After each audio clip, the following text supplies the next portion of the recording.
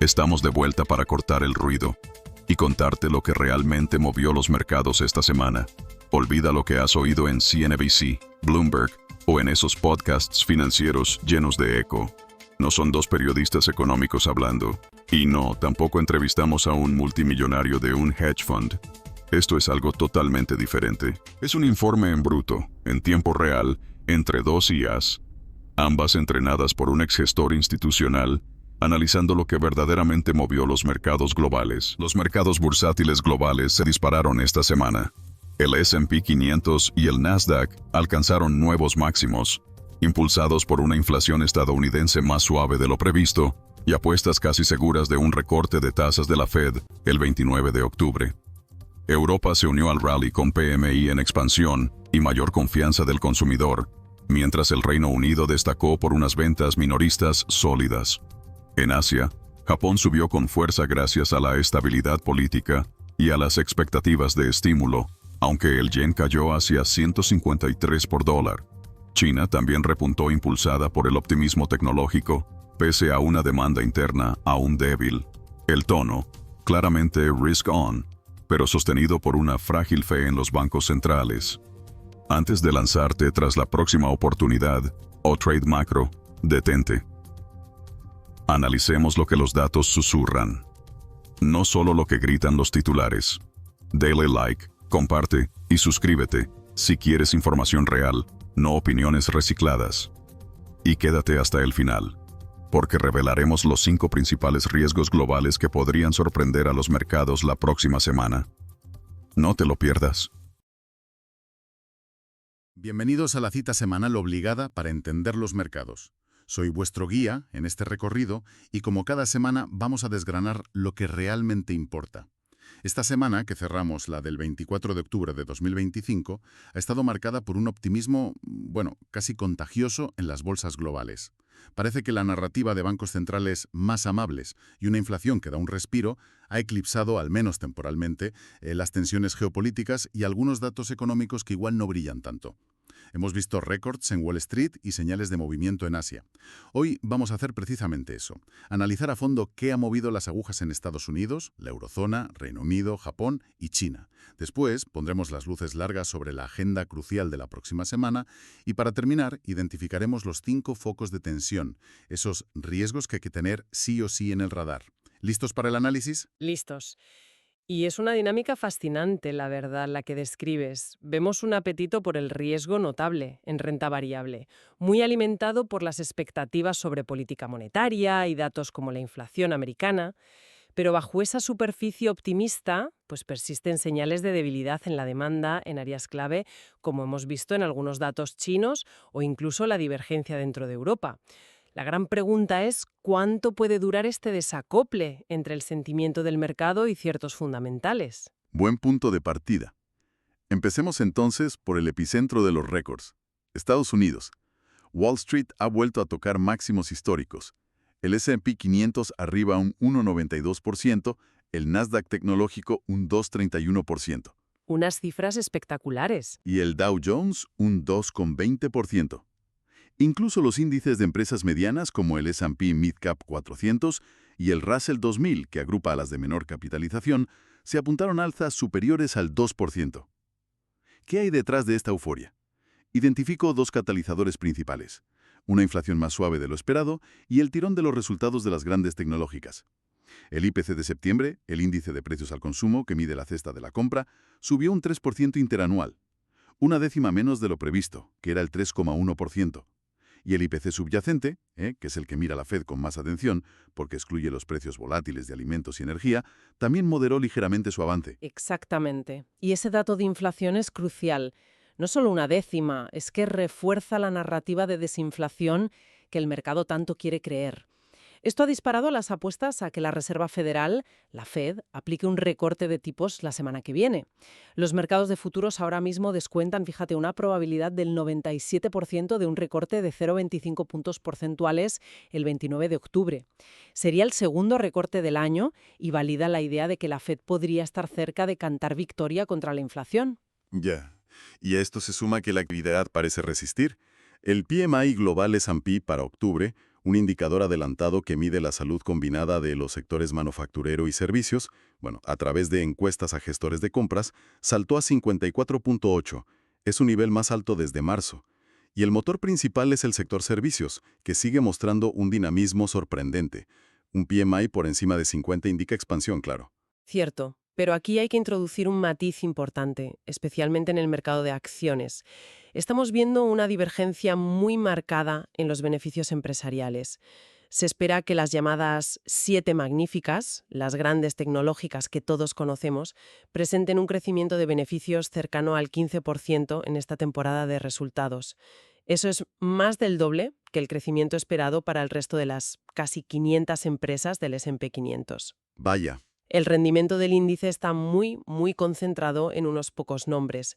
No es una subida generalizada y homogénea, y eso siempre introduce un elemento de riesgo, ¿no? Claro, la concentración siempre es un riesgo. Y otro detalle técnico, pero relevante, lo vemos en el mercado de bonos del Tesoro americano. Las rentabilidades de los bonos a corto plazo, como los de 2 años, subieron ligeramente esta semana. Esto podría reflejar cierta tensión por el posible cierre del gobierno y la inminencia de la reunión de la Fed, quizá. Sin embargo, la rentabilidad del bono a 10 años, la referencia clave a largo plazo, bajó. Esta divergencia a tipos cortos al alza, tipos largos a la baja, suele interpretarse como una señal de que el mercado espera una política monetaria más laxa a corto plazo, o sea, recortes de tipos, pero alberga dudas sobre el crecimiento o la inflación a más largo plazo. No es una señal inequívoca de optimismo total, digamos. Y las 7 magníficas tiran del carro bursátil hacia nuevos máximos, aunque, con esa concentración de beneficios y señales mixtas en los bonos que comentabas. Cruzamos el Atlántico. ¿Qué ha pasado en Europa? También vimos avances en las bolsas, aunque quizás con menos euforia que en Estados Unidos. El índice paneuropeo Stoxx Euro 600 subió un 1,68%.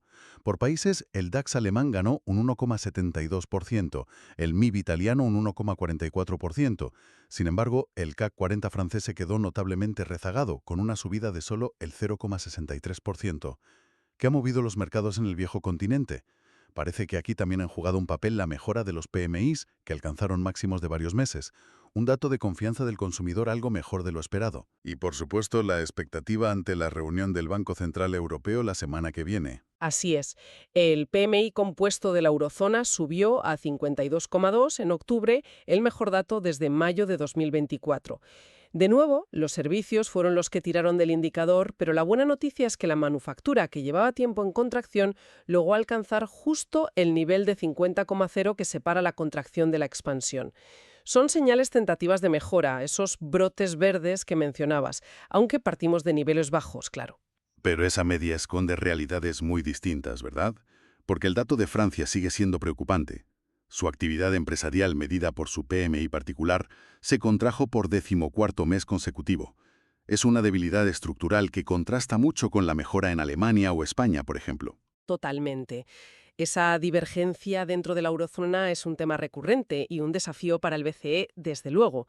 Sin embargo, y aquí viene el contraste interesante, la confianza del consumidor para el conjunto de la eurozona subió por segundo mes consecutivo, alcanzando un máximo de 8 meses. Parece que los hogares, quizás animados por la moderación de la inflación o la fortaleza del mercado laboral en algunos países, empiezan a ver las cosas con algo más de optimismo, aunque las empresas, especialmente en Francia, sigan pasándolo mal. Es curioso. Entendido. Para la eurozona, el resumen sería: señales positivas en los indicadores adelantados de actividad y en la confianza del consumidor, pero con esa importante sombra de la debilidad francesa y las divergencias internas. Todo con la vista puesta en qué dirá y hará el BCE la próxima semana.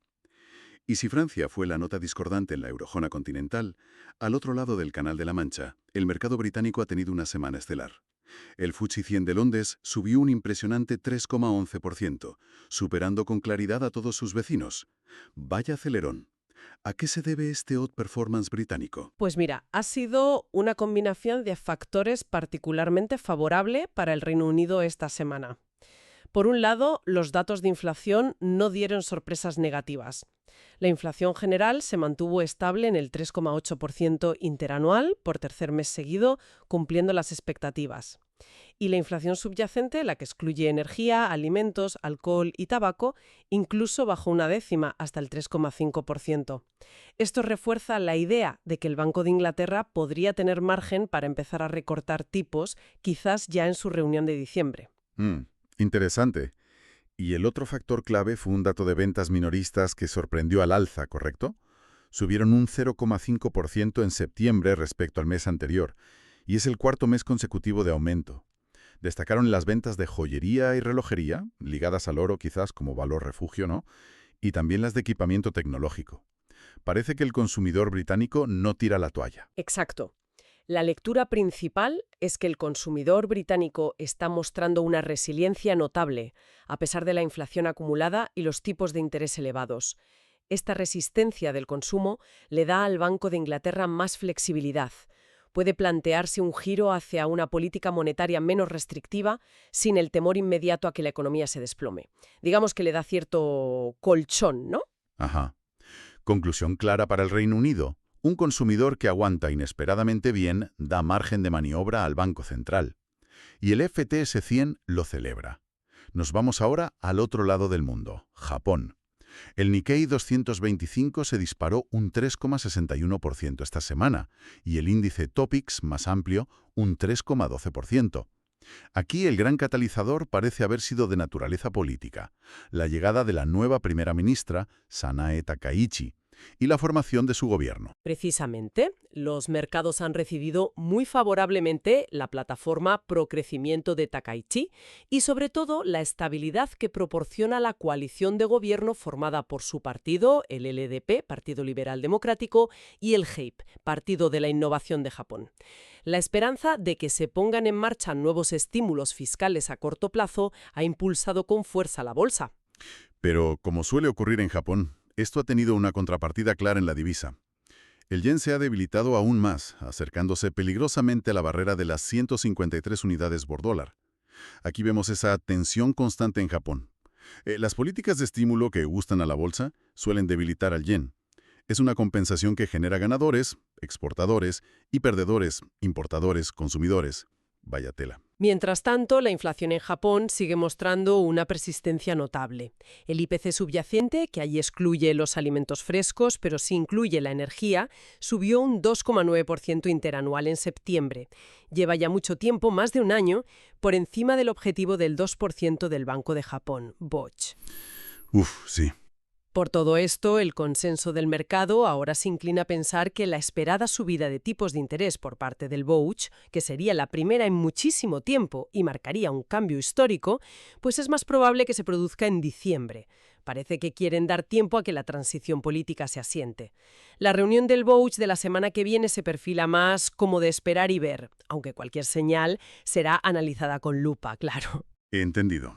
Entonces, ¿qué nos llevamos de Japón? Claridad política y esperanzas de estímulo fiscal dan alas al Nikkei, pero a costa de un yen más débil y con la inflación persistente metiendo presión al Banco de Japón para actuar probablemente en diciembre.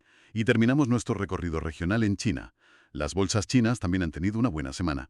El índice CSI 300 de Shanghái y Shenzhen subió un 3,24%, el Shanghai Composite un 2,88% y el Hang Seng de Hong Kong un notable 3,62%.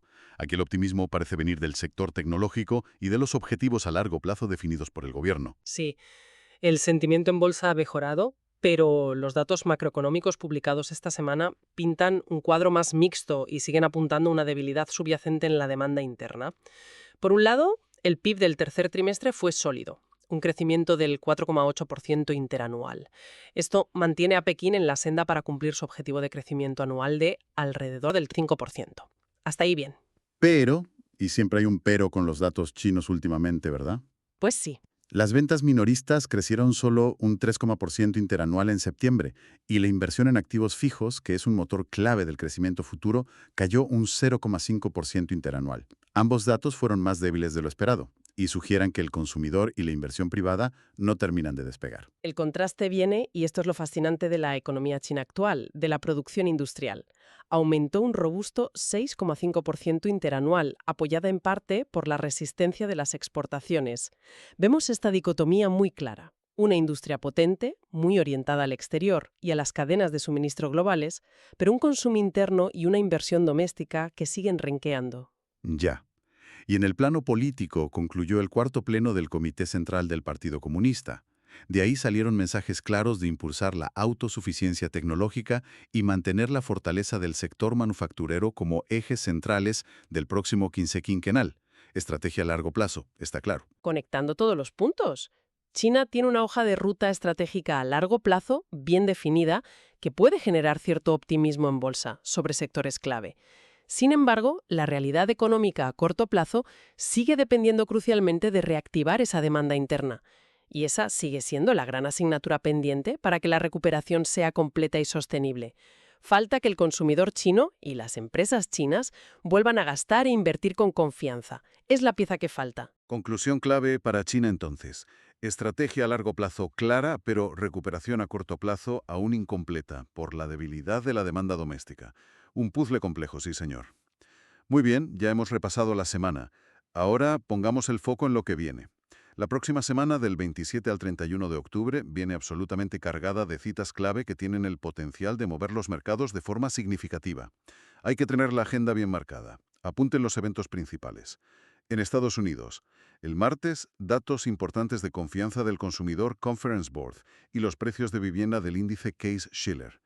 El miércoles, el gran evento, la decisión de tipos de interés de la Reserva Federal y la rueda de prensa de su presidente, Jerome Powell.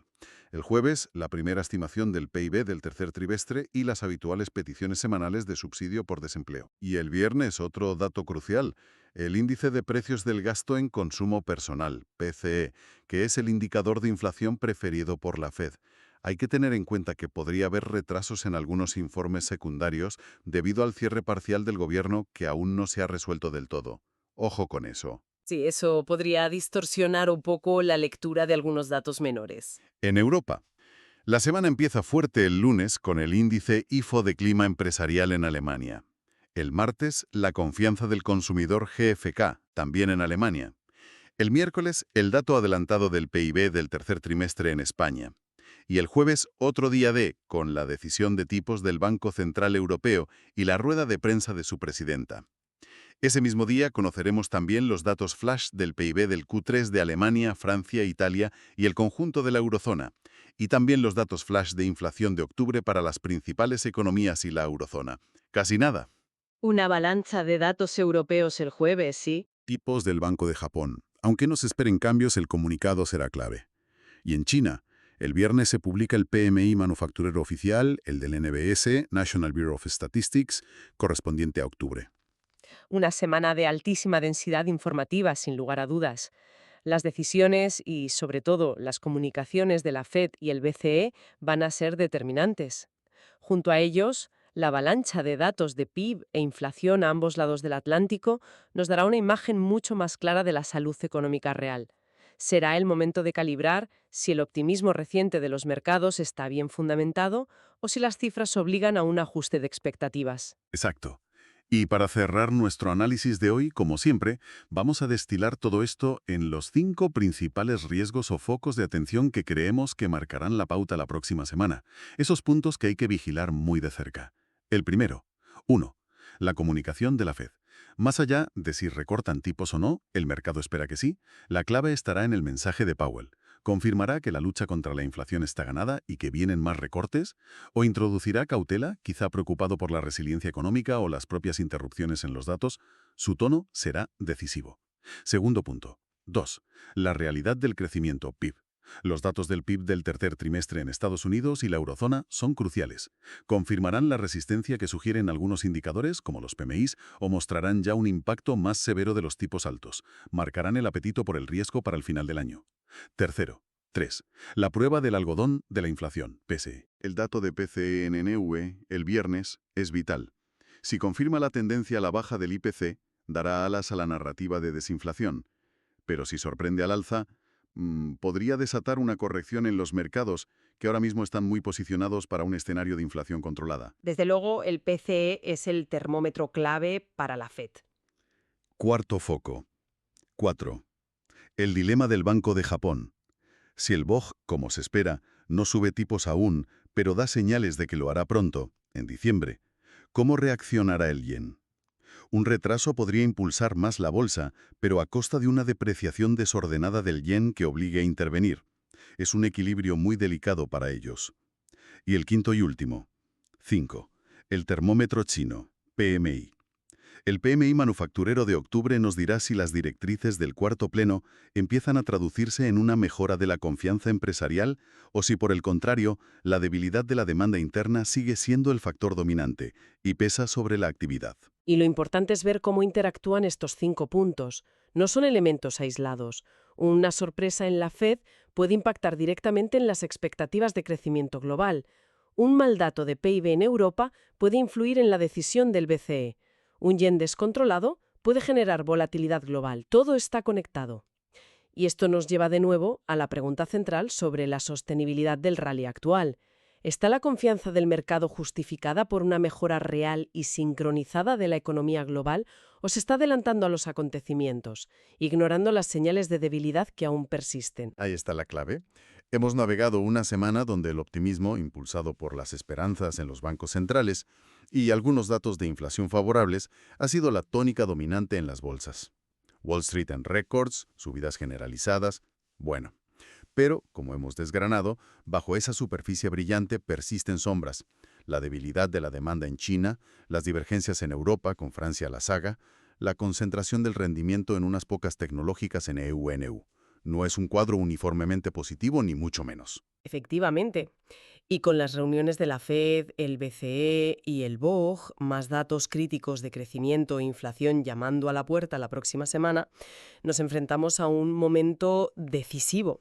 La pregunta fundamental que queda flotando es si este fervor comprador tiene cimientos sólidos en la economía real o si los mercados están corriendo demasiado, quizás descontando un aterrizaje suave que aún no está garantizado, sobre todo viendo esas bolsas de debilidad en la demanda global. Es la gran incógnita a despejar en los próximos días y semanas. Hay que darle una vuelta a eso. Una incógnita crucial que seguiremos analizando aquí. Gracias por acompañarnos en este análisis a fondo. La información es poder en los mercados. Nos reencontramos la próxima semana. ¿Sigues aquí? Entonces eres de los que realmente quieren entender los mercados.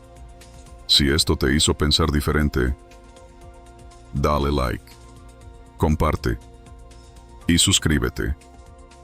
Los mercados más inteligentes necesitan mentes más despiertas. Crezcamos juntos.